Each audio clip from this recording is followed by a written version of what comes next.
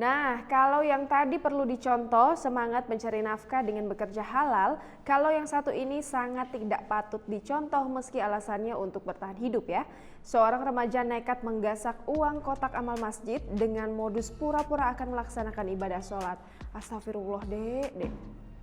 Seorang anak di bawah umur di kota Lubuk Linggau, Sumatera Selatan diamankan polisi karena nekat mencuri kotak amal masjid.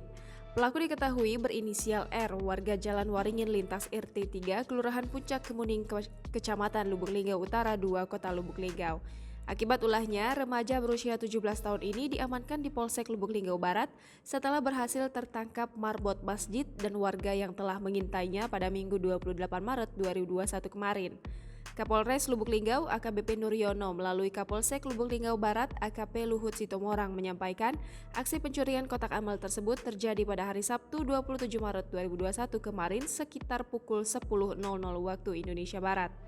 Kemudian marbot masjid tersebut melaporkan kejadian itu kepada Ketua Masjid Taman Islam. Selanjutnya Ketua Masjid menghubungi pihak kepolisian Polsek Lubuk Linggau Barat untuk melapor. Namun pada saat itu belum diketahui siapa pelaku pencurian atau orang yang mengambil di kotak amal tersebut. Dalam rekaman CCTV terlihat jelas ada seorang laki-laki yang berpakaian muslim merusak kotak amal. Selanjutnya, ketua dan marbot masjid menghubungi pihak kepolisian untuk menjemput pelaku berikut barang buktinya. Lalu pelaku dan barang bukti langsung digelandang ke Mapolsek untuk pengusutan lebih lanjut.